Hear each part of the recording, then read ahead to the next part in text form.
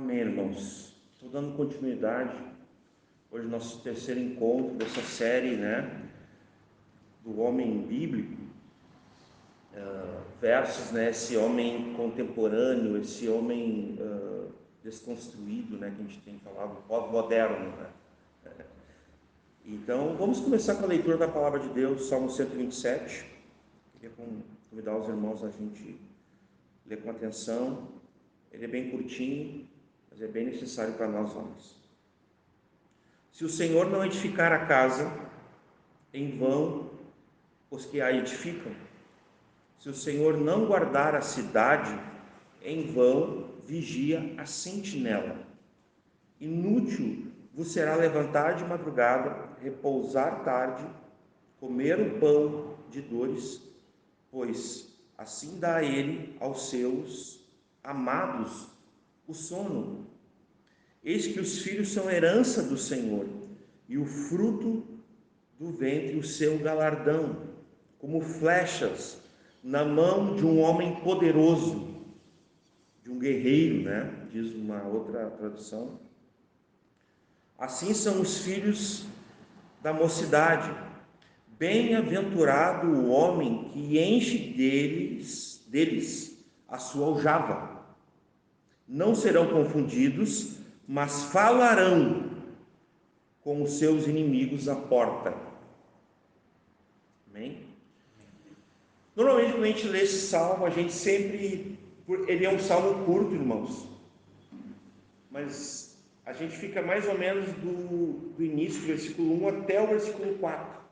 Normalmente, o versículo 5, ele fica meio escanteado. Nem diz o Gaudério, o gaúcho.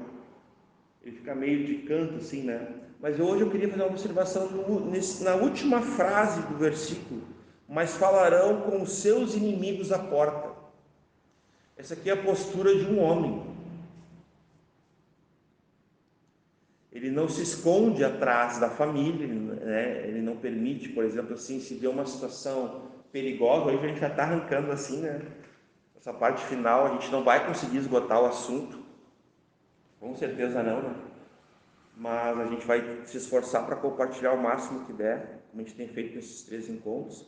Mas ele não vai deixar que a esposa vá representar, a proteção da casa, e assim nenhum dos filhos, mas ele mesmo, como homem, como pai de família, como servo sofredor, a exemplo de Cristo, Cristo, ele amou a sua igreja ao ponto de se colocar entre os inimigos e a igreja. Cristo deu a vida pela igreja. É isso que um homem faz. Ele não se esconde atrás mas ele bota a cara, tapa, e ele se coloca entre o perigo e sua família.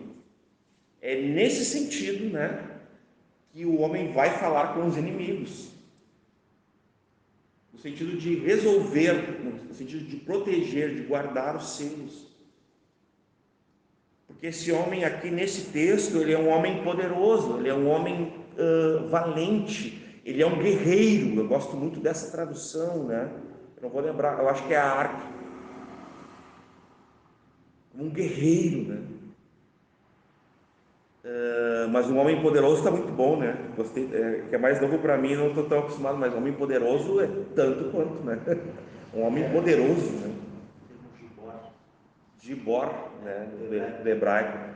Imagina, esse homem poderoso, ele representa exatamente esse que vai falar com os inimigos à porta, impedindo que a esposa vá, que os filhos vão, porque ele é o homem, ele é o pai de família, ele é o marido, ele é o pai das crianças, Então já começamos com a função, primordial, prioritária de todo homem. Todo homem foi criado por Deus. E, irmãos, há quem diga, os antigos puritanos, da época da Reforma também, alguns pais da Reforma, eles tinham uma expressão muito interessante, que se um cristão ele não tivesse entendido bem Gênesis 1, 2 e 3, ele não teria a visão.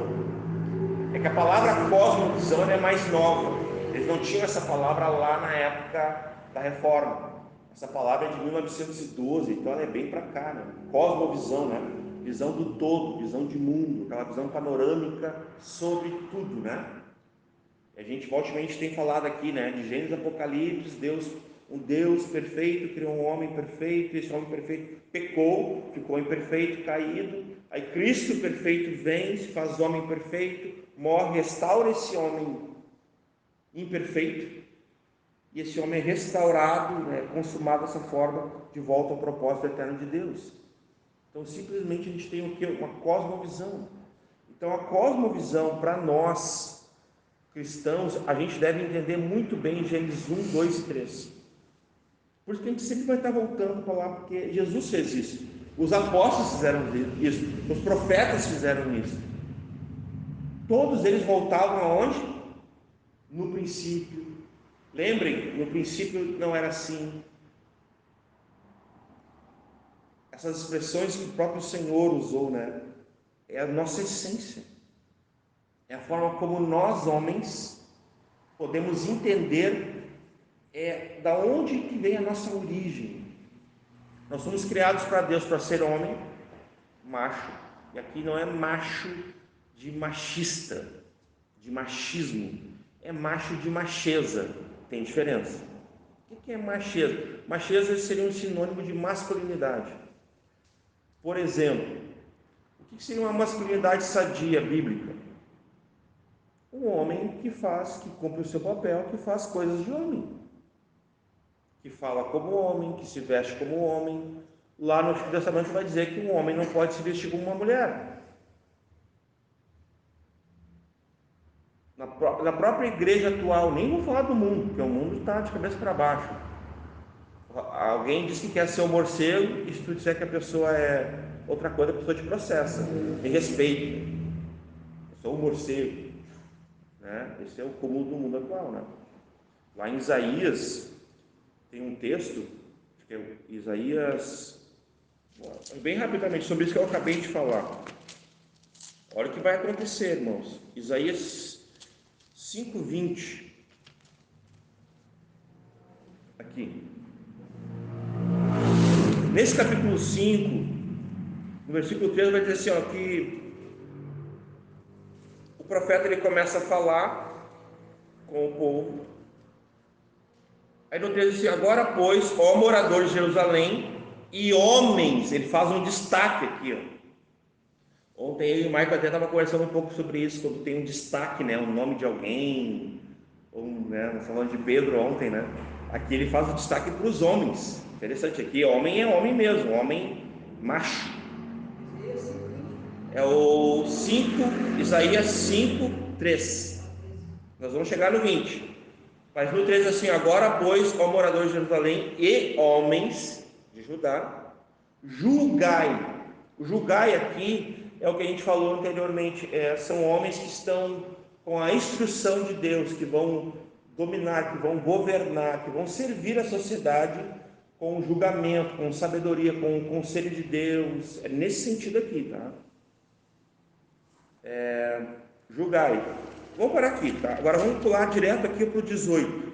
Nós vamos ler aqui até o 22. Aí diz assim, ó, o 18. Ai, os ais, né? O profeta Isaías aqui, ó. Ai, é ai de dor, tá, gente? O profeta Isaías aqui ele tá prevendo assim, ó. Ai dos que puxam a iniquidade com cordas de vaidade e o pecado com tirantes de carro. Vamos direto para o 20 aqui agora, ó. Ai dos que ao mal chamam bem e ao bem mal. Então aqui começa uma distorção naquela época. Isso aqui não é uma coisa familiar para vocês. Nós estávamos falando recente sobre isso. Então o camarada foi criado por Deus um homem, foi criado por Deus um macho, e ele decide, por questões da cabeça dele, não fisiológicas, não biológicas, por ciência, medicina ou até por questões da própria religião, parâmetros, os padrões que o mundo tem, ele decide que agora ele é uma mulher. Ele está incorrendo nisso aqui. Ai dos que dizem que o bem é mal, que o mal é bem. Ele vai dizer ali, ó, que fazem das trevas luz, da luz das trevas, porque estão deturpando. Eles estão pegando uma coisa que é X e estão querendo dizer que aquilo não é X, mas aquilo é Y. É exatamente isso. E por quê? Porque o politicamente correto hoje em dia, que nós não aderimos a isso, nós cristãos não temos essa ideologia, nós somos literais no que tange as Escrituras. O que a Bíblia diz é o ponto final para nós resolver. Nós não entendemos que há uma subjetividade ou uma relatividade em relação de gênero. Não. Deus criou o homem macho e Deus criou a mulher fêmea.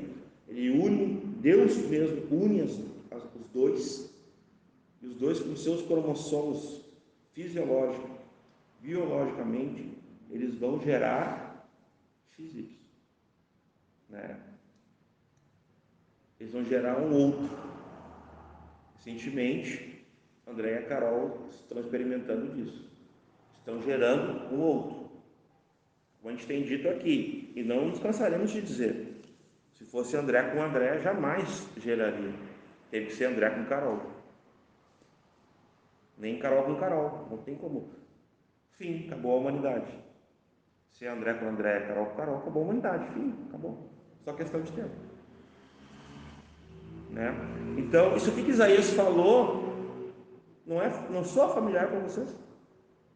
Tem outras versões que dizem, né, que chamam o certo de errado, o errado de certo, o branco de escuro e escuro de branco, o amargo de doce. Ele vai dizer ali, ó, que fazem do amargo doce e do doce amargo.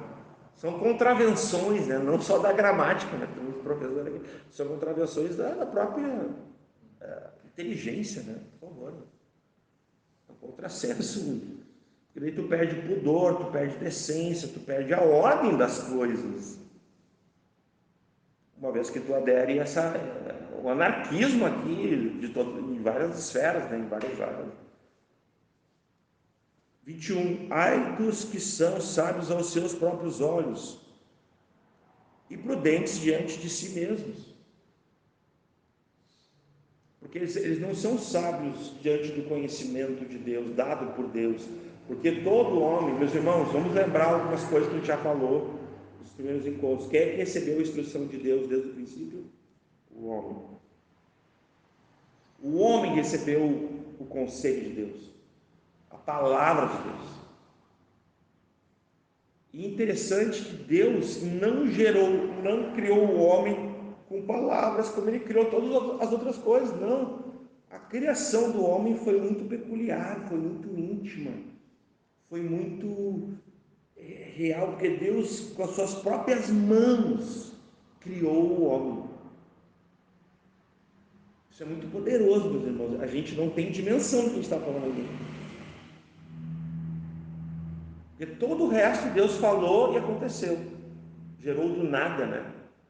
Bará, a gente fala os barás, né? Mas o homem não, ele foi lá, parou tudo, pegou do pó da terra, do barro, com as suas próprias mãos. E criou o homem, a sua imagem conforme a sua... A primeira coisa que Deus fez com o homem, voltando para Gênesis, foi dar a sua imagem, sua semelhança a esse homem. Não só isso, Deus deu sua presença a esse homem. E disse, encham a terra com a minha presença. Deus deu um jardim. A vontade de Deus criou o homem, mas a vontade de Deus criou tudo para o homem e colocou o homem no centro do jardim. E o homem, ele tinha, digamos assim, ele era o vice-gerente de Deus. Ele tinha essa gerência, né? Ele recebeu o domínio, o governo, para ele cultivar, para ele guardar, para ele proteger o jardim, os animais. Tem um versículo no capítulo capítulo 1 ainda, versículo 29 e o 30, é muito interessante. Ele vai dizer tudo que vai dar de mantimento, tanto sementes como frutos, e também animais, está tudo ali para comer. Deus está garantindo o quê? O sustento. Porque Ele é o Deus provedor dessa masculinidade. Eu ainda estou falando de masculinidade, viu? Ele proveu para o homem a sua própria palavra, porque Deus fala com quem? Com o homem.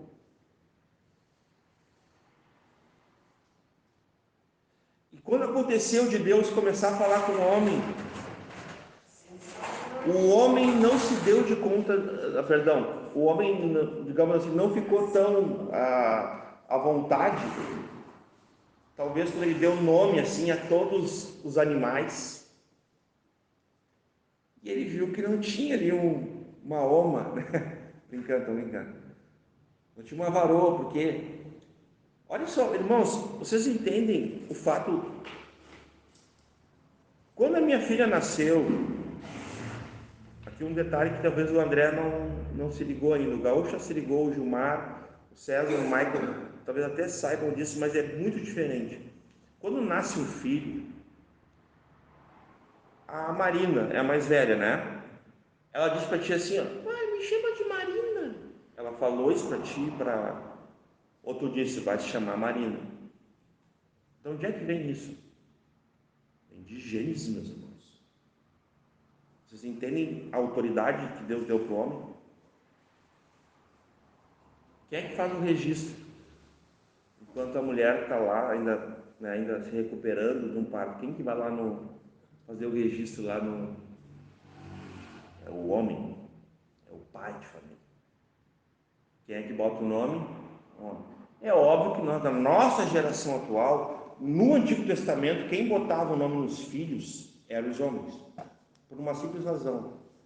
O hebraísmo, né, a questão da língua hebraica, ela tinha uma coisa muito incrível para mim. Não sei se o Michael pensa assim, mas para mim é maravilhoso. Quando tu colocava o nome no filho, tu colocava o nome no filho para que ele tivesse a vida de acordo com aquele nome. Sabia? Serás chamado Abraão, porque tu serás o pai de todas as nações. Tipo assim. Então, o filho teria a vida conforme o nome que o pai deu. E Deus deu autoridade para o homem, quando Deus falou para o homem lá, tu vai governar sobre todas essas coisas e tal. Aí quando o homem termina de dar nome a todos os animais, a gente até já falou sobre isso, até hoje os animais se chamam exatamente dos nomes que o homem pôs. O homem olha, Deus faz ele dormir, para ele não se achar, né? Eu estava lá quando Deus se criou. Não, ele não viu nada.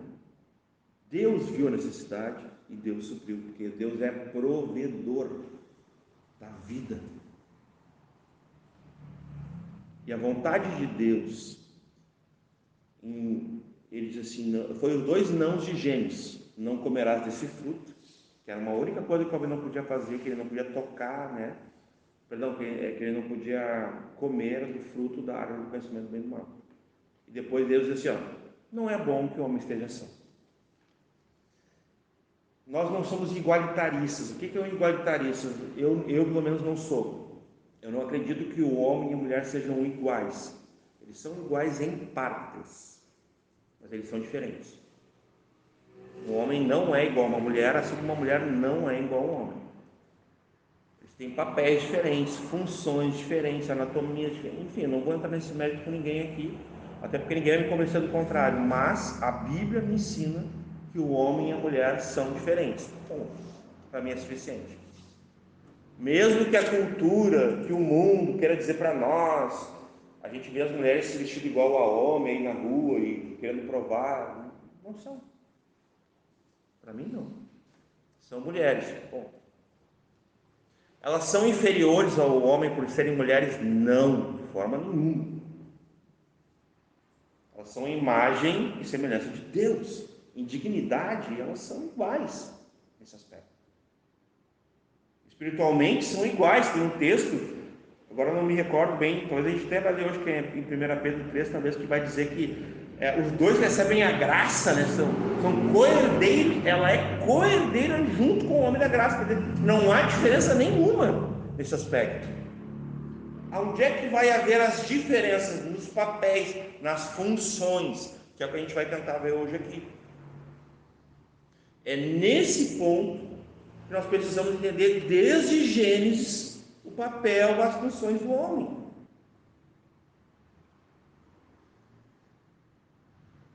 E quando o homem vê a mulher que Deus criou, pegou uma costela, ou seja, Deus tem uma mulher, sempre fica para minha conta, sempre. Deus tem uma mulher, porque Ele pegou uma costela para cada um.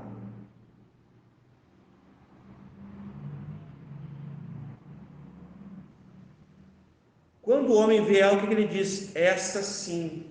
Ou seja, ele estava dando nome para casais, o elefante, a elefoa, o galo, a galinha, o boi, a vaca. Esta sim é osso dos meus ossos, é carne da minha carne. Chamar-se a varoa, mulher, né? Porque do varão, do homem foi tomada. Tudo certo. Então era uma igual, nesse aspecto é igual. Mas o que Deus disse para o homem, Deus disse para a mulher, não. Aí começam as diferenças. Então nós sabemos que quem é que carrega a instrução, quem ouviu a palavra de Deus, quem tem o compromisso do profeta, das funções, né, do sacerdócio, do pastoreio, do discipulado, quem é que alimenta? Cara, a palavra de Deus, ela tem várias funções na mão de um homem macho. Uma delas é torná-lo poderoso no que tange a ser usado por Deus, mas não um tirano, não um covarde, não um homem violento, bruto, um homem grosseiro. Tem que ser sal da terra, mas não sal grosso, irmão. Sal grosso não, né? Tem que ser um homem, poxa, tem que ser educado, cara. Alguém teve na minha casa lá e ficou, pastor, é muito interessante que tu fala muito obrigado, por favor, para tua esposa, mas não é muito formal. Eu olhei para ele assim, poxa, eu tenho que falar por favor, muito obrigado, bom dia, boa tarde, para as pessoas na rua, para clientes meus, para amigos. Por que eu não vou falar para minha esposa? Ela é inferior a eles? Pelo contrário, para ela que eu tenho que ser mais educado ainda. Ou tu acha que a tua mulher é a tua empregada? Mas Sara chamava Abraão de Senhor. Sim, no final do capítulo 5 de Efésios, está escrito assim: mulheres, reverenciem vossos maridos. Com isso, a gente não quer que as mulheres sejam como Sara, simplesmente comecem a chamar a Marina, vai começar a chamar o Michael de Senhor. Não precisa disso. Até porque culturalmente não é uma coisa, para nós não é aplicável isso. Mas a Marina deve reverenciá-lo como uma autoridade, sim. Não subserviência, não escravidão. Ela não é empregada, ela não é inferior, mulher não é inferior, jamais. A gente pode concordar com qualquer subserviência, com qualquer machismo, com qualquer homem agressivo, ditador. O homem tem que ser educado, o homem tem que ser carinhoso nesse aspecto. Mas veja bem, né, irmãos, vamos combinar também, né? A gente já falou aqui, aquele camarada que casa lá e começa a chamar a esposa de mãe, né? Por favor, tu não casou com a tua mãe. Para com esse negócio. Casou com a tua mulher, com a tua esposa. E tu tem que ser um homem que tem pegada firme, meu irmão. Falo isso assim com equilíbrio aqui. Não seja um banana. Não seja um banana, é isso mesmo que vocês estão ouvindo. Tenha atitude, saiba se portar, guie a família, conduza a família com respeito, sirva a esposa, que é o vaso mais frágil, com delicadeza. Já experimentou pegar vamos dar um exemplo de uma taça de cristal e servir lá um refrigerante gelado bem forte, bem rápido assim, pá, Vê se não quebra na tua mão. Quebra, mano. Eu já fiz. Grosso. Mais grosso que desse troncado. Mas Deus tem transformado minha vida ao longo dos anos, né? Mas o nosso jardim particular que Deus nos deu, que nós cultivamos, que nós guardamos, que nós protegemos, nós homens valentes, que somos obedientes à palavra de Deus, a flor mais bela, que mais nós devemos amar é a nossa esposa, mais que nossos filhos. O homem ama a esposa mais que os filhos. A Bíblia diz. Nunca concorre esposa e filhos, nunca. Esposa sempre vem antes. E antes dela, Deus, né? Deus, esposa, vem o resto. Filhos, família. Mas a esposa não concorre com ninguém. A tua esposa vem em primeiro lugar, no teu amor, no teu sustento, no teu cuidado. É assim que um homem bíblico age. Como é que eu sei disso? Porque é o que a Bíblia diz, Efésios 5. Efésios 5 não fala ali que tu tem que dar a vida pelos filhos, por amor.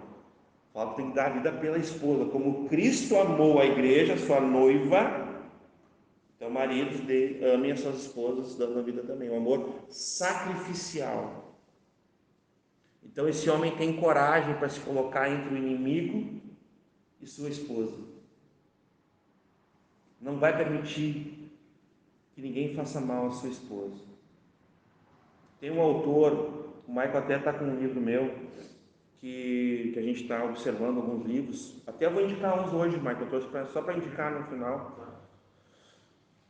Esqueci o nome dele agora, mas quando eu lembrar eu passo para os irmãos, que é muito legal a expressão que ele usa, porque Jesus, ele é o homem poderoso de fato, que matou o dragão, a antiga serpente. Então nós, que somos discípulos dele, nós somos seguidores, nós somos então matadores de dragão. E eu gosto disso, eu não tenho problema com isso. Porque eu entendo que nós temos que lembrar dos exemplos da Bíblia, onde o homem ele teve o equilíbrio. Ele não foi violento, até porque se um homem violento, esse homem bruto, esse homem não respeitador, tirano, machista, Deus não ouve nem as orações desse homem. E digo mais para vocês, se vocês conhecem um homem assim, vocês não inclinem seus ouvidos para ouvir esse tipo de homem. Na época da pandemia teve, para nossa vergonha, né, um pastor que ele estava fazendo uma live, né? Só que ele não se ligou que estava gravando o vídeo e ele pega e esculacha a mulher. E a mulher correndo para cima e para baixo para servir ele bem sentada para fazer a live. E ele fala um monte de absurdo para a mulher, só que veio tudo à luz. Deus trouxe publicamente. E aí teve um irmão, foi lá e escreveu assim, ó: eu não escuto um homem que não serve, não ama a sua esposa. E aquilo ali foi o suficiente para corrigir aquele homem. Um tempo depois, ele arrependido. Nós temos que crer no arrependimento, na restauração dos irmãos. Pode ser pastor, pode ser quem for. Vamos fazer uma caça às bruxas também. Mas ele se arrependeu.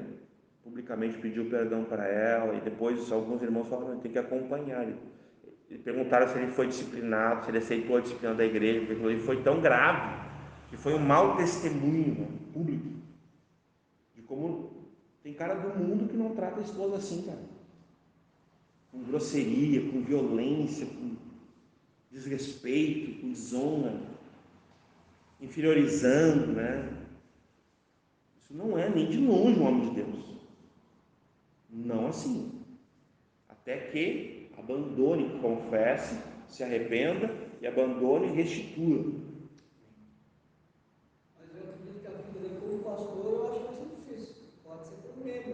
Deus pode restaurar, assim, né? Mas fica complicado o testemunho, fica uma mancha, né? Tem aquele Guilherme Padre, pastor. Pessoa, claro, sim, o arrependimento, claro, foi sincero, mas como pastor, fica complicado. Mas aquilo que é impossível para os homens é possível para Não, Deus, eu né? entendo. Eu até lembrei um sermão dele, mas não A pessoa que está chegando na igreja. É que a gente tem essa dificuldade também, né? Nós somos homens. Então a gente vai ter essa dificuldade que eu digo de aceitar, de perdoar, de esquecer, né? Apesar que perdão não é esquecimento, né? Não é amnésia. Eu acho que a grande virtude do perdão é libertar a pessoa daquilo que escraviza ela. A pessoa dando um conselho de casal. É. Não vai brigar, Sim, exatamente. Mas essas incoerências, essas incoerências nós temos, não vai longe, nós temos dentro da igreja em vários setores. São incoerências o tempo todo. Lógico que a gente falou num ponto mais específico, mas existem muitas incoerências que nós cometemos, que outros cometem, que não justifica, né? Esse caso aí também aconteceu com um pai que também bateu no filho, na frente daquele pastor. Isso.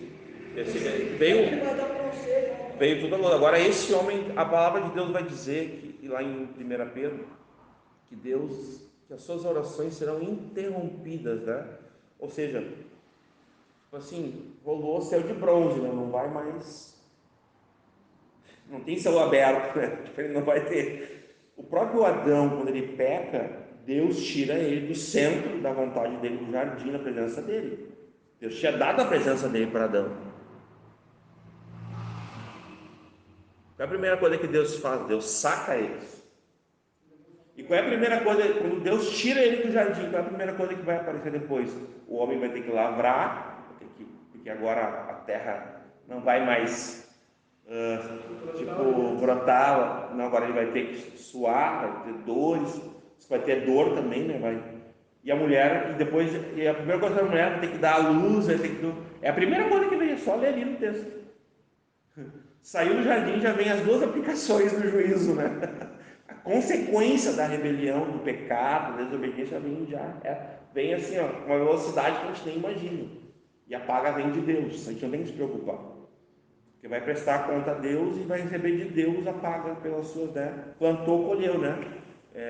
Gálatas 6, né? Com Deus não se brinca, né? De Deus não se zomba. Aquilo que o homem semear, vai colher. Se ele semeou na carne, é corrupção, né? Morte. Mas se ele semeou no espírito, é vida.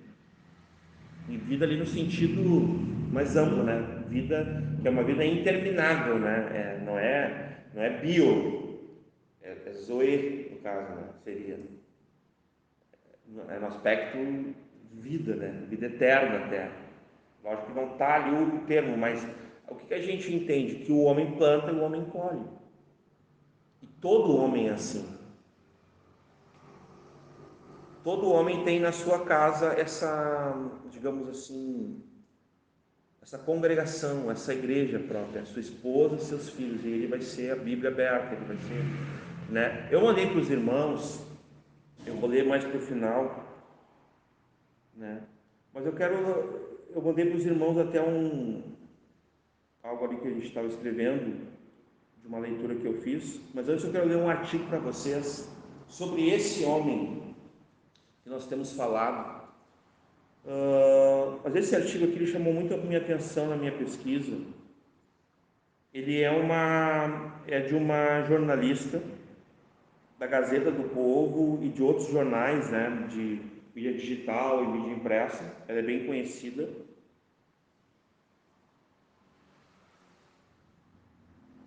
Como é que é o nome dela aqui? Eu já dou aqui o nome dela, mas eu vou ler o artigo, tá? É uma expressão assim, ó, desculpe-me por ser homem, tá? Essa fala infeliz e covarde foi dita por um homem e foi rapidamente assimilada pela militância progressista de esquerda mundial, né? Que é essa militância que a gente conversava, o César hoje, marxista, comunista, é tudo mesmo, é tudo dos quintos dos infernos, tá? Tudo direto do fogo lá, tá? Então ela bota assim, ó: desculpe-me por ser homem. Eu vou ler em respeito ao André ali. É um artigo aqui que essa fala infeliz e covarde foi dita por um homem Foi rapidamente assimilada pela militância progressista de esquerda mundial e transformada numa espécie de confissão mundial. Vários homens de vários segmentos começaram a falar isso. Desculpem por ser homem. Isso foi em 2014, tá, gente? Aqui, ó. Desculpe-me por ser homem. É a controversa frase proferida pelo líder trabalhista de esquerda neozelandês David Cunliffe em julho de 2014, em um fórum para mulheres refugiadas em Auckland, em Nova Zelândia. Auckland. Essa frase acabou servindo de abertura para um livro, The Boy Crisis, de Brian Farrell, nos Estados Unidos, lançado há um ano. Ainda não há tradução, isso aqui é da época, né? Essa fala infeliz, covarde, foi dita diante de mulheres feministas, em suas ideologias, com seus insegmentados. Ressalto o cuidado, isso aqui é uma jornalista, cara. Olha só o que ela vai falar agora. Ressalto o cuidado que um cristão conservador, um homem tradicional, pai de família, deve ter ao simpatizar, com essas ideologias atuais. Por exemplo, nós não vemos mais homens guiando, direcionando, apontando o caminho em suas famílias, mas vemos homens ou travestidos de homens, ela usa uma expressão aqui para ironizar, né? Perguntando: o que você acha, amor? Nós vamos polemizar aqui. A gente deve consultar nossas esposas? Sim, nós devemos conversar com as esposas. Mas quem é que dá a direção? É o homem. A palavra final é do homem. Irmãos, vejam bem, a família é uma instituição divina criada por Deus. Deus botou um governo na família. Se tu não concorda que o homem governa a família, que ele é o cabeça, como diz a palavra de Deus, Cristo é o cabeça do homem, está lá em Coríntios, e o homem é a cabeça da mulher, então também em Efésios 5. Se tu não concorda que o homem deve governar, servir, que deve liderar, guiar a família, e tu concorda que a mulher deve fazer isso, isso é um problema teu com Deus. E gravíssimo ainda. Não é pouco problema. Um homem governa a sua casa. A mulher auxilia esse governo. É diferente. Essa é a função dela. Ela é uma auxiliadora idônea. Ela não é inferior. Como eu disse, a mulher, por ser mulher, não é inferior, mas ela é sujeita. Ela é submissa. Porque Deus criou a mulher para quê? O que diz na Bíblia? Por que Deus criou a mulher? Lembra que está escrito lá em Gênesis? Então o que eu vou fazer? Vou fazer uma auxiliadora que lhe seja idônea. Se o homem está sendo covarde e ele não quer governar a sua vida, ele está em pecado, está em pecado. Ele está abrindo um precedente para quê? Para a mulher governar. Está certo isso? Não, não e não. Isso é antibíblico. Mulher não governa. Não é o papel da mulher governar, o papel da mulher é auxiliar, vocês entendem? Ela é uma auxiliadora idônea. Agora o homem, por ele não consultar a Deus, peguei a Bíblia aqui agora, por ele não conhecer o conselho de Deus, ele chega na mulher: o que tu acha, amor? É nesse sentido aqui que ela está fazendo uma ironia, porque ele não tem pulso para guiar sua casa, para conduzir sua casa. Então ele tem que chegar na mulher: o que tu acha? Uma fala bem doce, né? Amém? E ela poderia dizer assim: amém, banana. Ia ficar legal também. Amém, seu banana, seu bananão. Ia ficar lindo de ver isso. Se o homem não quer governar, os filhos podem governar, sabia? Eu pastoreei famílias em Porto Alegre que o filho governava a casa, vocês não estão entendendo. Filho de 13 anos, mandava e desmandava nos pais. Eu ouvi isso, eu estava dentro da sala do casal, e eu vi um filho mandar o pai calar a boca, vocês não estão entendendo. Por causa dessa geração consensual que entende que a mulher, ou que quem quer que seja, pode ser o líder da família. Irmãos, biblicamente, quem é o líder da família? É o homem. O homem tem que assumir esse papel de dizer assim, ó, eu vou obedecer a Deus, vou liderar minha casa, vou contar com a minha esposa. Como é que o homem conta com uma esposa? Delegando a ela. O homem delega, porque o homem é uma autoridade sobre sua esposa. A esposa não é autoridade do marido, não é. O filho não é autoridade do marido, do pai, no caso, perdão. Então, basicamente, o homem bíblico, ele é homem macho, ele é marido e pai. E com isso a gente pode classificar como um pai de família.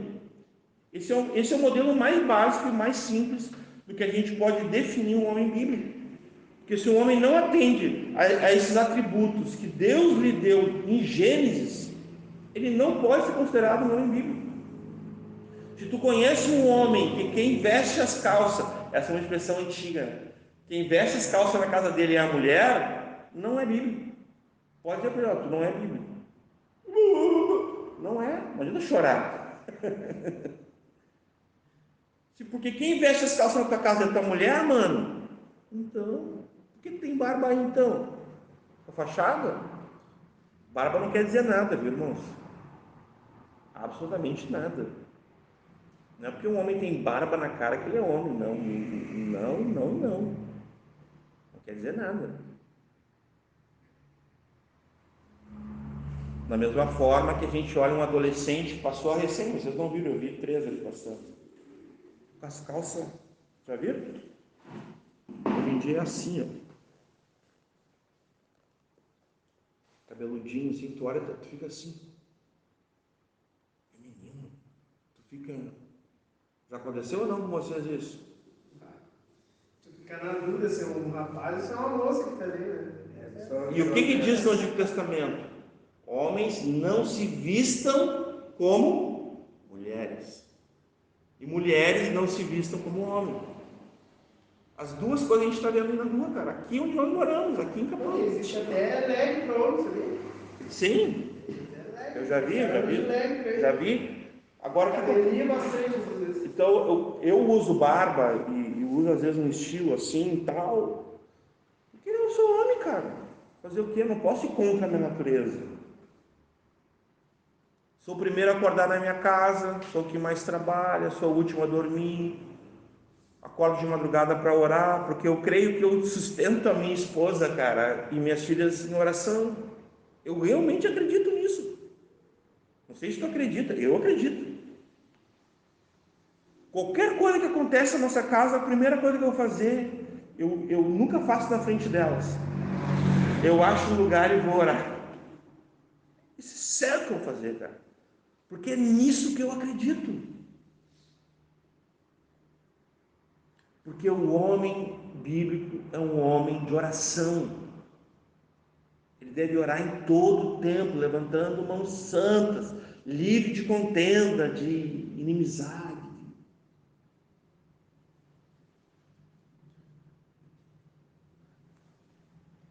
A gente está falando de uma figura que nos parece estranha por algum momento, porque a gente tem olhado uma cultura. O cara liga a televisão, as novelas, Netflix, os filmes, os jornais, as lojas. Cara, unissex. Olha o que eu vou falar para vocês. Essa expressão unissex é da minha geração. Desde que eu conheci essa expressão, foi a loja C&A. Lá, no meu caso, lá onde eu morava, Porto Alegre. Eu nunca gostei. Nunca gostei dessa expressão. E hoje, ainda na igreja, se usa essa expressão. Hoje popularizou, né?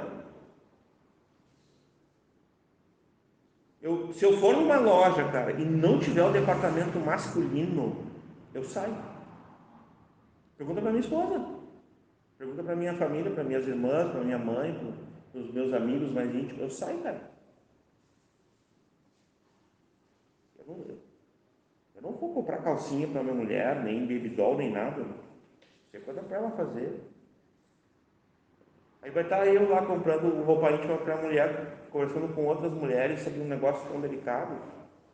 Que sabedoria é isso? Então eu não. Como elas são três, lá em casa são três, né? Tu era quatro, né? Tô lá no dos homens ou tô lá na rua, lá vou pegar uma água e deixa. Eu não gosto de ficar no ambiente que tá só salão de beleza, nem me viu. O negócio é barbearia, mano. Mas falo isso com respeito. Agora vocês entendem que isso tem a ver também com a nossa natureza? Tem a ver, tem a ver. Porque a cultura atual prega totalmente diferente. Como é que é o metrosexual, né? Começou uns 5 anos, nem sei quanto tempo atrás. Um pouquinho mais, né? Desculpa, uns 10 anos talvez, né? É uma expressão que ganhou força nesses homens que. Jogadores de futebol. Que fazem delineação. Nem vamos falar, nem se nomeia no nosso meio. Que até nomear é pecado, né? Não vai botar uma taturana aqui também, né, cara? Por favor, né? Tem que ficar bonitinho para a esposa, né? Não vai também ficar aqui com uma monocelha aqui, fedendo, pô, compra um desodorante, vai tomar banho todo dia, tem que ser um homem limpo, né? Também, né? Não vai ser um ogro, né, cara? Se tu ama a tua mulher, tu vai ser um homem de verdade, é assim também. Fui num retiro e não vou dizer onde foi, na hora do banho eu fui lá, já tinha os chuveiros, tinham 6 assim, tava só nós, os mais velhos, só que daí tinha um mais velho que eu, ele foi primeiro e eu fiquei esperando, daí eu fui tomar na outra leva. Só que eu fui tomar só com galera de 20, né? E eu com 40, e com 40 já, né? O dobro da idade deles. Cara, quando eu tirei a camiseta, todo peludão, e a gurizada de 20, 22 anos, cara, tudo se depila. Cara, com todo respeito, cara, mas eu não vou entrar nesses pormenores aqui, tá? Eu tô só falando tudo depilado, e eu, que vergonha, cara, mas e ainda queriam falar de mim. Esse artigo aqui, a parte mais cruel é essa aqui, ó. Esse autor dessa frase, ele pede desculpas pelo simples fato do feminismo ganhar voz e direito de fala em todas as instituições que regem a sociedade atualmente. O exemplo que David Krumlife, o autor desse livro, dessa expressão, disse de pedir desculpa por ser homem, é uma fraude, porque um homem não faria isso. Aqui, aí ela vai fazer que eu vou pular aqui, ó. Se a transgressão suprema de metade da humanidade é ter nascido homem, então efetivamente temos uma grave crise com os meninos da nossa geração, como aponta o título do livro de Farrell.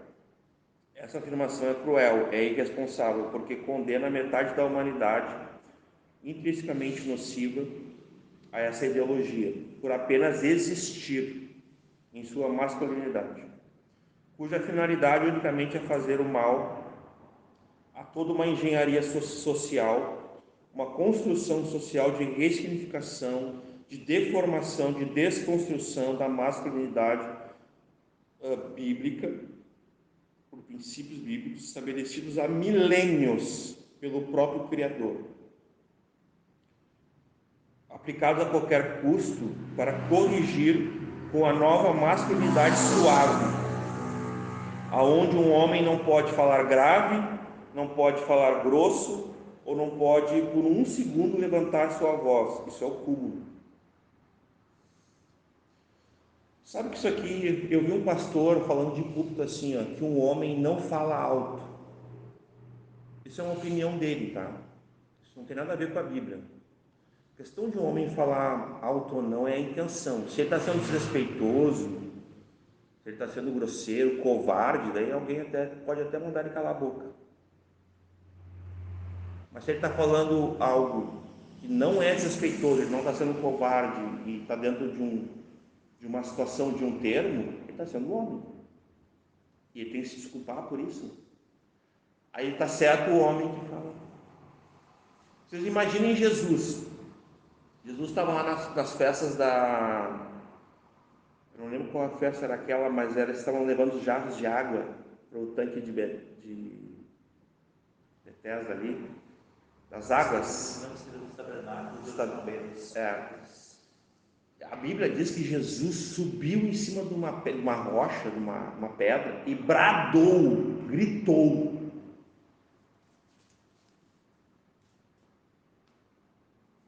Para que as pessoas ouvissem ele.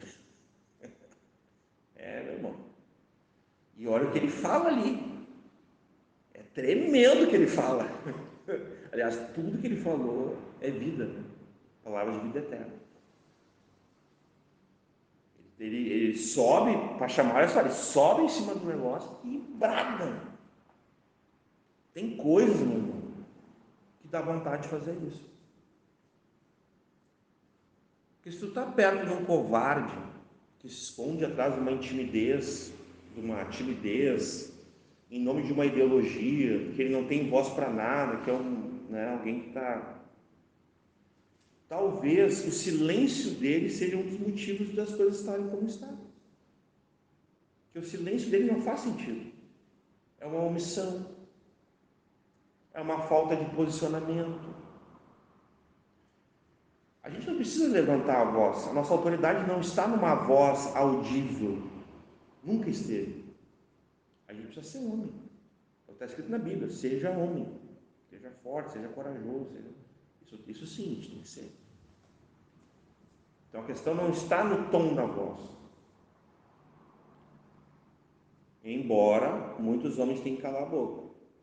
Porque se tu vai berrar para ser um covarde, um ditador, um machista e falar bobagem, então cala a boca. Então fica quieto mesmo. Agora o ponto não é o tom da voz, o ponto é a falta de atitude, é a omissão, é essa voz suave, dessa masculinidade suave, antibíblica, uma masculinidade ideológica. Ela é ideológica, por isso que ela é nociva. Ela não mostra a sua malignidade de pronto, ela está travestida. Aí tu vê os homens hoje em dia, né, meio delicadinho. Até esse tempo eu estava num lugar comendo um pastel, daí chegou dois guris assim, tudo cabelo pintado de amarelo, tá? Suave, mano, suave. Muito suave, né, pro meu gosto, né? Muito suave. Suave demais, né? Muito macio, né? Então a gente não pode aceitar essas coisas. Isso não é papel do homem, cara. Desculpa. Todo respeito. Ela vai dizer uma coisa.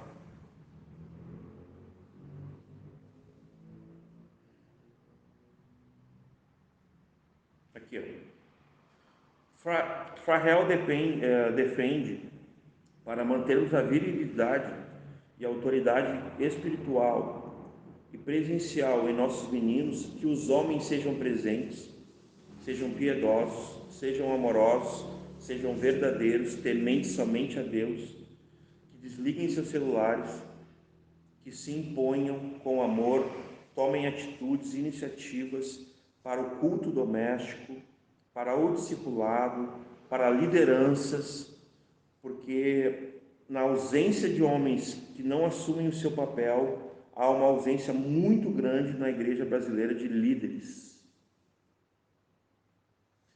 Então uma coisa vai levando a outra. Se um homem começa a ser omisso, ele começa a ser suave demais, ele não vai ser um homem que vai perder a vida pelo Evangelho. Ele não vai ser perseguido porque ele não tem voz, ele não faz diferença. É o tipo de coisa assim, sabe quando o diabo olha para alguém e diz assim, ó, esse aí Eu nem me preocupo com ele, porque ele não fede nem cheira, não prega o evangelho para ninguém, não tem voz para nada, não conduz a esposa, não conduz os filhos, não. Então ele é um tipo de homem que nas suas funções, como sacerdote, como profeta, né, a gente lembrou aqui, nós falamos de Moisés, falamos de Abraão, nós falamos de Jó, né?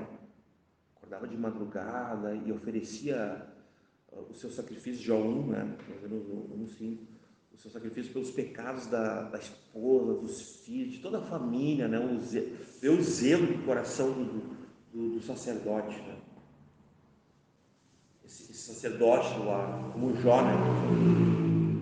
Nós falamos que ele carrega a palavra de Deus. O profeta, no caso, o profeta carrega a palavra de Deus, ele que vai ensinar na sua casa, que vai conduzir a instrução de Deus ao coração. Em Provérbios, cara, tem até uma expressão que eu queria verificar com o Mike, mas vou me arriscar dizendo aqui. O autor ali, não sei se é exatamente Salomão, ele chega a dizer assim, ó: guarda as minhas leis no teu coração, as minhas instruções.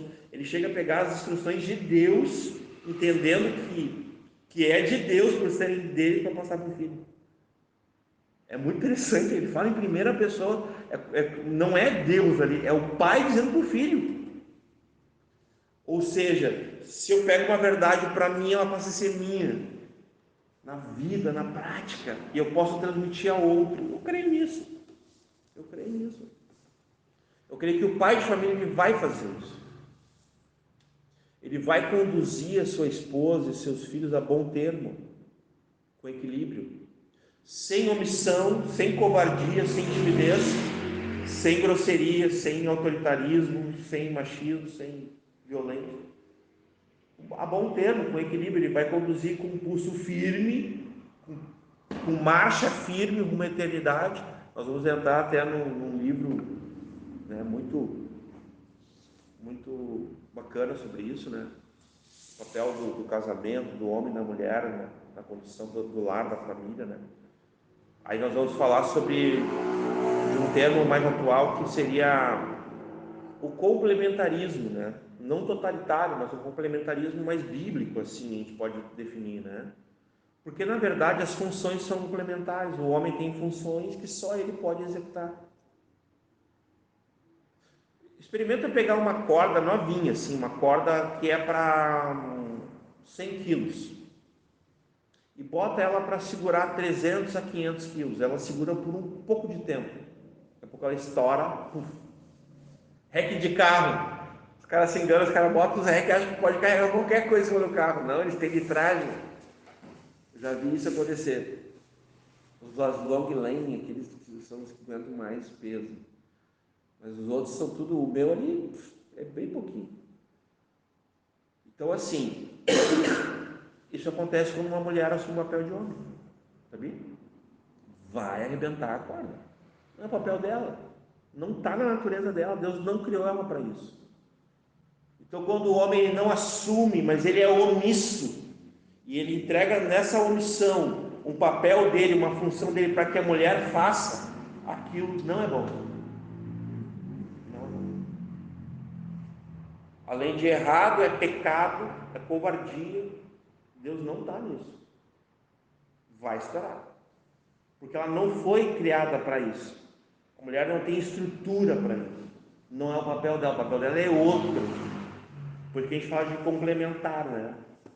Um vai complementar o outro.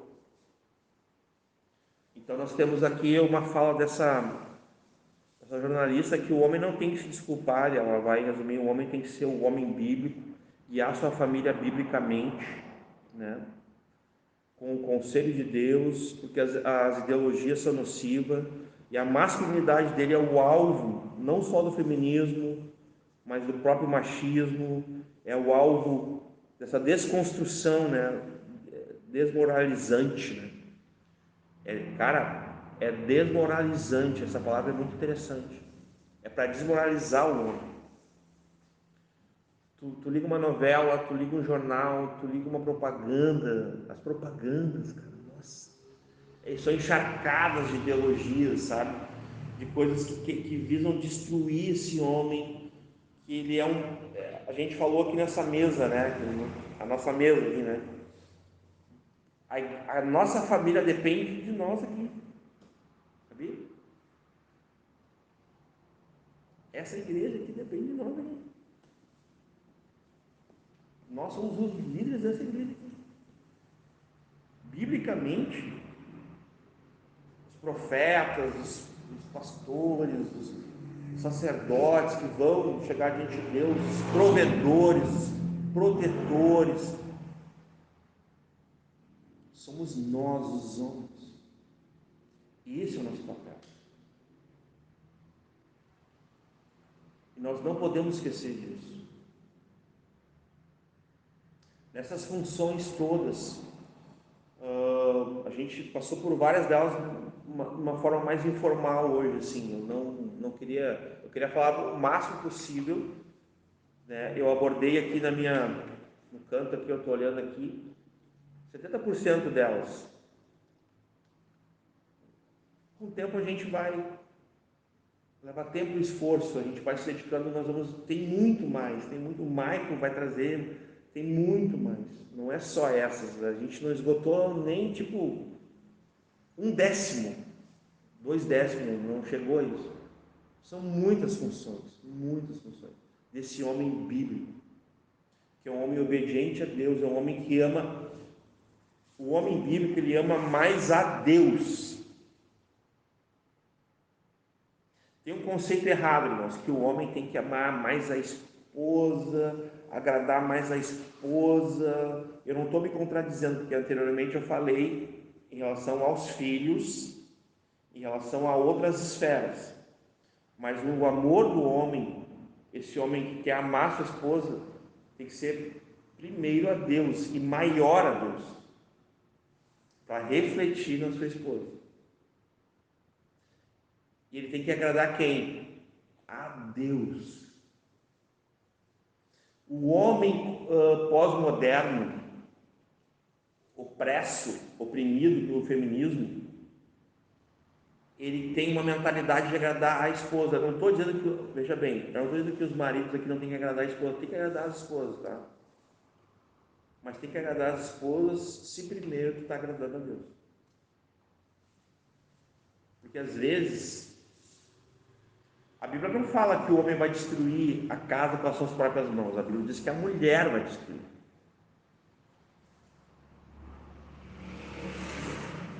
Mulher prudente edifica sua casa, ali com a sua cooperação. Mas a imprudente a destrói com as suas próprias mãos. Então a gente tem que ter só um cuidado, porque nessa daí de querer agradar a mulher, se tu não está agradando a Deus, está fora, mano. Tem que agradar a Deus em primeiro lugar, tem que amar mais a Deus. É nesse sentido que o próprio Senhor Jesus vai falar sobre isso. Teu amor mais a Deus, porque senão não é digno dele. Se vocês não me amarem mais do que aos seus pais, mais do que sua esposa e filhos, vocês não são dignos de mim. Mateus 10. Então ele é um amante, né, primeiro de Deus. É alguém que ama a Deus acima de tudo. Depois ele ama a sua esposa. E aí ele vai ter um amor genuíno. Então esse homem depois vai amar os filhos também. E vai amar os irmãos, vai amar a igreja, e vai, né? Então dessa forma que nós temos esse homem, essa complacência. Aí positivo, algo saudável para que o homem viva, né? Eu mandei para vocês. Eu vou ler aqui, ó. Eu não sei se eu não sei só se eu não. Acho que eu não mandei para o Michael. Eu acho que eu não mandei para o Michael, não tem problema. Eu vou ler aqui. É o seguinte. Baseado nisso que a gente falou, a gente não conseguiu ver todas, né? Mas o homem bíblico, ele é um amante de Deus para amar a esposa. Ele é obediente a Deus para ser autoridade sobre a esposa, né? Não está aqui, eu já vou ler aqui o que eu mandei, né? Então ele obedece a Deus, ele se sujeita a Deus, para que ele possa ser autoridade sobre a esposa. Tem um texto que é lá em Pedro, vai dizer assim, ó, que se o marido ele tem ausência, ele não cumpre, ele não ensina, ele não vive a palavra, falando da palavra, ele não pratica, né? É a ausência da prática da palavra, a mulher tem que ganhar ele no procedimento, sem palavras e tal, né? Mas é interessante esse termo ali, né? Ele não tem prática, ele não obedece, ele não está sujeito à palavra, então ele não tem o quê? Autoridade. Ele tem autoridade para o seu homem, mas ele não tem autoridade espiritual, ele não tem autoridade como cabeça, como Cristo é da igreja, ele não está sendo a mulher. Porque falta ele ter a palavra de Deus, né? Então, se ele for obediente à palavra de Deus, ele será autoridade na palavra de Deus, tanto para lavar, santificar, como alimentar a sua esposa. Interessante, né? Lavar, né? Santificar, prepará-la e alimentá-la. E os filhos também nesse ponto. A família toda. Aqui daí já é como um profeta, né? Como um pastor, né? Como um marido, né? Como Cristo fez pela igreja. A figura de Cristo, né? Agora eu vou ler aqui, homens bíblicos amam e servem sua família. Um homem de Deus diz: minha igreja será servida por mim. Minha esposa será amada por mim. Minha esposa será servida por mim. Minha família será guiada por mim. Minha esposa estará sempre em minhas orações. A minha Bíblia será aberta, a Bíblia será aberta em nosso lar por mim. Os meus netos adorarão o mesmo Deus que eu, pois os meus filhos adorarão o mesmo Deus que eu. E a gente poderia acrescentar muito mais coisa aqui. Que nós vamos instruir nossas esposas, nós vamos instruir nossos filhos, nós vamos conduzi-los à igreja, a ser igreja, a amar a igreja, a ser discípulos de Cristo, a almejar o céu, a eternidade, que ao olhar para a nossa vida e ao nos seguirem, e se nós de fato estamos indo, né, rumo à eternidade, rumo aos céus, eles possam também estar indo. Como o apóstolo Paulo diz, né, sede meus imitadores, assim como eu sou de Cristo. Então, nisso, o homem bíblico ele tem a função de conduzir, pelo seu testemunho, pela sua piedade, sua devoção, sua adoração, sua veneração, seu compromisso, obediência e prática com a palavra. Nós temos, irmãos, vivido dias assim que o homem ele tem sido anulado por Satanás.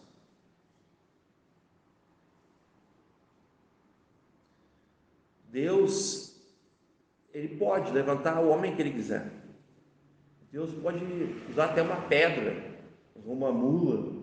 Deus usa quem ele quiser. Só que nós temos uma crise nessa masculinidade bíblica, nesse homem bíblico, porque esse homem ele não quer assumir, ele não quer liderar, ele não quer se comprometer.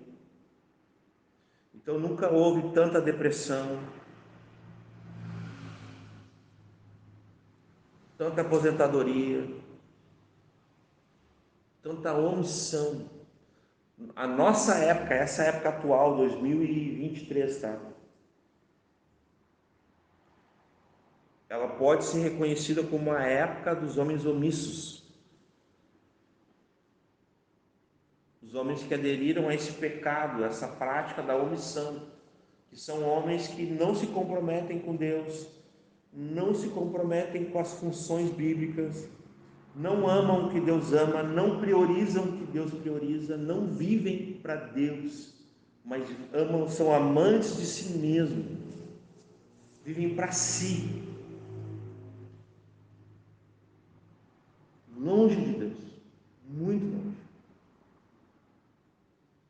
Não sem razão, Jesus, quando ele chega diante de qualquer um, quando ele chegou, nos evangelhos, nós vemos as expressões, Jesus ele falou assim, ó, se vocês querem vir após mim, vocês querem estar comigo, é como se fosse um convite de volta ao Éden, à presença de Deus, ao propósito de Deus. Vocês precisam negar a si mesmo. O mundo diz assim, conheçam a si mesmo. Não é assim as palestras motivacionais? Conheça o seu potencial, né? Ame a si mesmo. Usam até o texto bíblico, né? Seja amante de si mesmo.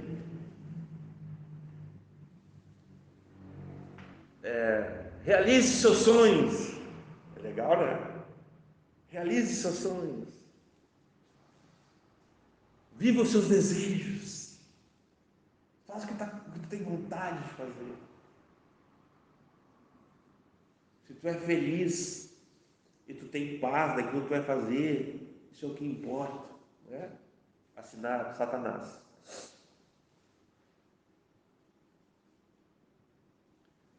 Mas não é isso que Jesus falou. Imagina Jesus diante de ti falando assim, se tu quer vir após mim, se tu quer viver na minha presença comigo, andar comigo, ser meu seguidor, meu discípulo, tu tem que negar a ti mesmo, tomar tua cruz, morrer diariamente, te arrepender dos teus pecados, converter dos maus caminhos, perder a vida por amor de mim, do Evangelho, renunciar tudo quanto tu tem, porque senão tu não pode ser meu discípulo. Se tu amar tua mãe, teu pai, teu filho, tua esposa mais do que a mim, tu não é digno de mim. Vocês conseguem imaginar Jesus falando isso, irmãos? Não mudou. A palavra de Deus é a mesma. Os pecados são os mesmos. É a mesma origem, rebelião, oposição, né?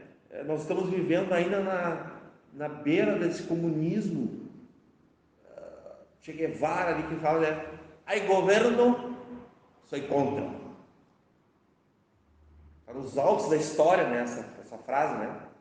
Se há governo, sou contra. Essa é a geração atual. Deus, assim, ó, Deus tem misericórdia. Se um pastor começar a pregar sobre o pecado, tu esvazia ele. Não estou dizendo nós aqui, né? Graças a Deus. Né? Mas estou dizendo assim, muitas igrejas aí, cara, se o pastor começar a denunciar pecado, e a função do pastor, do profeta, é denunciar pecado. Esvazia a igreja. Não é facinho. Legalista, moralista, amante da lei. Olha, obrigado pelos elogios, né? Óbvio, eu não sou legalista nem moralista, né? Mas eu tenho me questionado, e aqui eu quero concluir dizendo para vocês assim, ó, a palavra de Deus, meus irmãos, ela é a nossa regra de fé e prática. E não há um versículo, não há uma palavra, uma letra, um tio, um J, que não seja para ensino, correção, edificação, para construção de um homem que vai contra a maré. A proposta aqui não é a gente ter sucesso, a gente se dar bem, não é isso, não é. Não foi isso que Jesus ensinou. Vocês vão ter aflições, vão passar por tribulações, mas tenham bom ânimo, eu venci o mundo. Não se turbe o vosso coração, tenha paz, credes em mim, credes em Deus. Na casa do meu pai tem muitas moradas, se não fosse assim, eu não teria dito. Então o homem bíblico é um homem que confia em Jesus, porque Jesus foi tentado nos mesmos pecados que nós, E nós temos que ter a mesma atitude, o mesmo sentimento, a mesma expressão e obediência que Jesus teve. O apóstolo Paulo diz: tem de vós o mesmo sentimento, a mesma atitude que houve em Cristo Jesus, pois mesmo sendo Deus, não julgou com usurpação o ser igual a Deus, não usurpou, mas antes a si mesmo se esvaziou, se humilhou, foi reconhecido em figura humana, tornou-se homem, foi obediente até a morte, morte de cruz. Esse é o verdadeiro caminho do cristão. Não há glória, meus irmãos, não há glória sem cruz. Se nós não queremos morrer aqui, se nós até tememos a morte, eu sinceramente, cara, olha, eu não quero mais temer a morte. Penso eu que não temo mais. Óbvio que eu sou humano, né? Mas, para mim, que soltava agora. Não sei, brincadeira. Volta agora, sim. Acabou. Ou será que eu quero mais um carro de 200 mil? Quero ter meu prédio aqui em Capão. O que eu quero? O que adianta o homem ganhar o mundo inteiro e perder sua própria alma? Uma mulher disse isso, não foi nenhum homem. Quer salvar o mundo? Vai para casa, ama tua esposa e filhos, começastes a salvar o mundo. Olha, eu concordo, porque o dinheiro que eu ganhar não vai compensar a minha ausência. Eu não quero que minhas filhas tenham a minha ausência sendo preenchida por uma professora de natação, por uma professora de piano, por outra de inglês. Eu até gostaria de pagar essas disciplinas para minhas filhas. Na verdade, eu acho que até pagaria, mas desde que eu fosse um pai presente. Porque as crianças elas estão saindo de casa. Um tempo atrás eu conversava com o Gaúcho, com a Silvia aqui, com o Maicon. As crianças saem de casa às 7 da manhã e voltam às 8 da noite, cara. Isso é uma crueldade. Ficam 10, 12 horas fora de casa. Crianças. Que os pais têm dinheiro, não param de trabalhar, trabalham 14 horas por dia. A gente tem falado muito sobre isso aqui.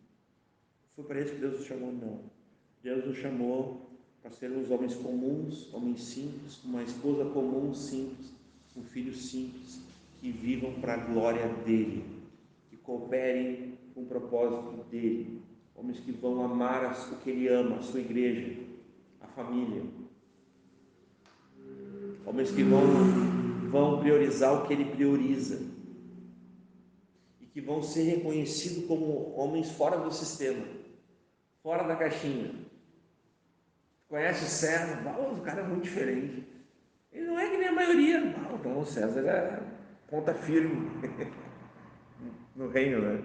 Linha de frente. Cara simples, cara semelhante a Jesus, da hombridade no caráter.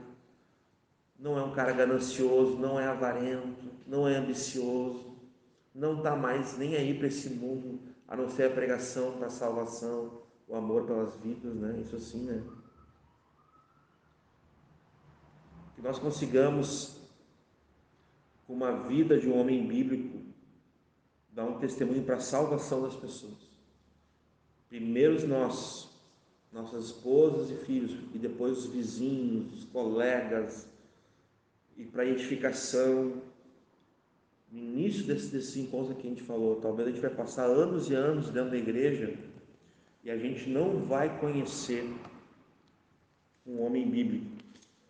Que nós possamos ser esse homem bíblico. Eu só vou ler o texto aqui e agora a gente termina.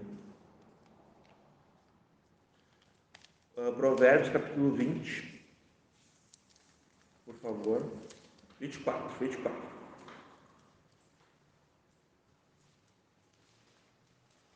Versículo 3.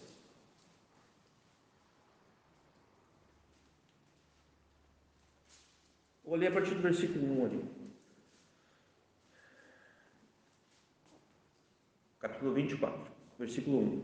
Não tenhas inveja dos homens malignos, nem desejes estar com eles, porque o seu coração medita a rapina, e os seus lábios falam malícia.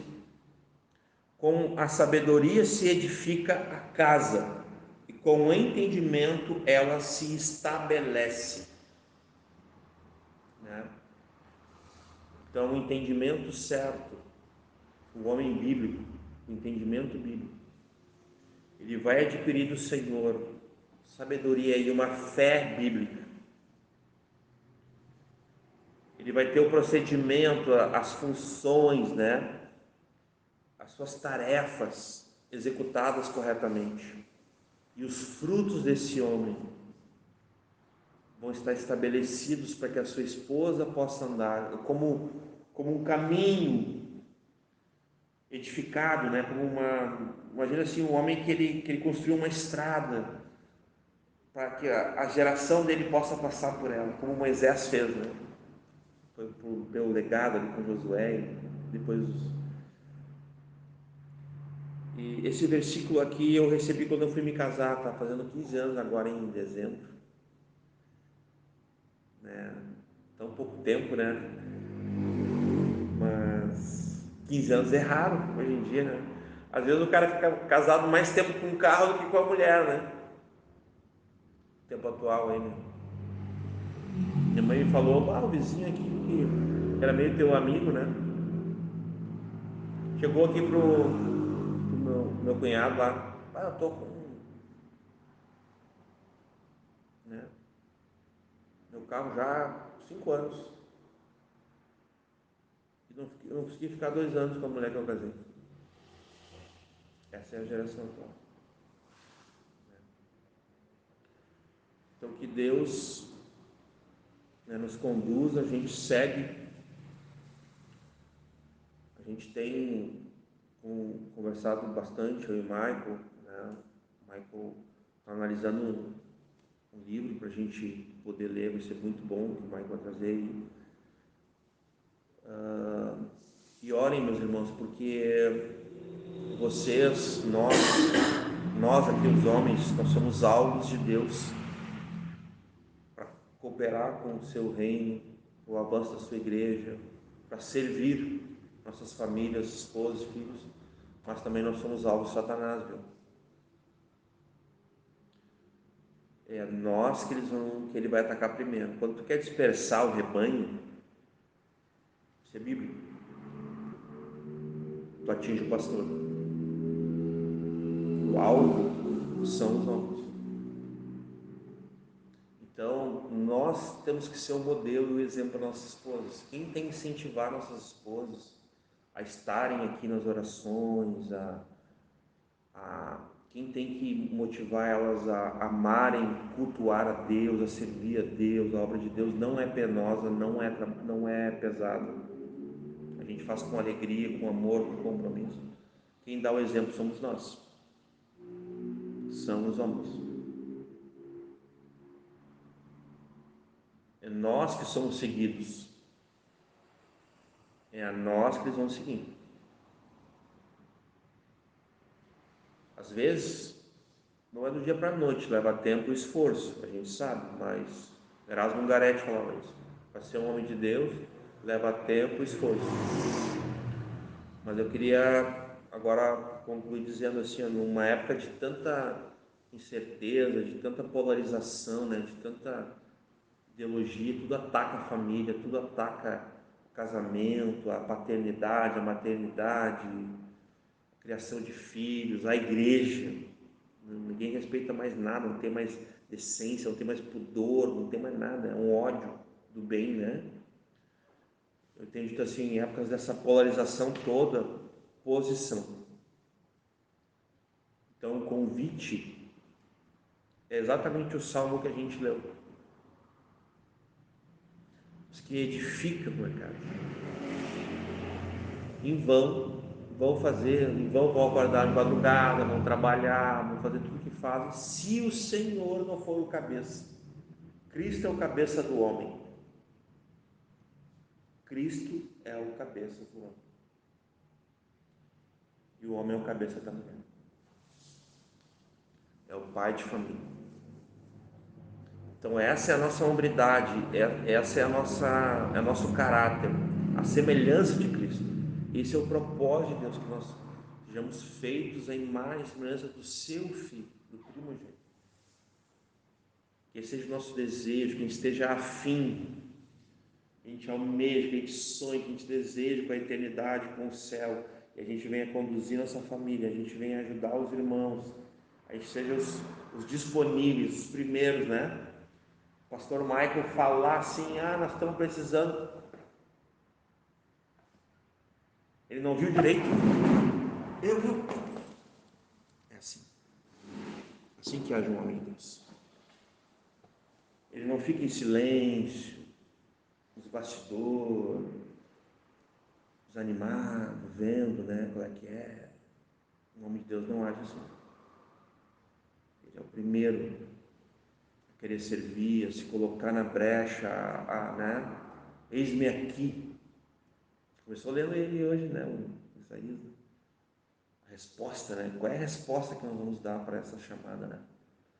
Deus procura homens tementes a Deus, homens de verdade, né? Homens que odeiam a avareza, homens que vão servir o povo, que vão servir a família, que vão servir a igreja. Esses são os homens que Deus está procurando. Não precisa responder isso para mim, não é para mim. Essa é uma resposta que nós todos que somos homens, temos que dar para Deus. E nós podemos fazer isso com o nosso testemunho, com a nossa vida, que as pessoas se inspirem.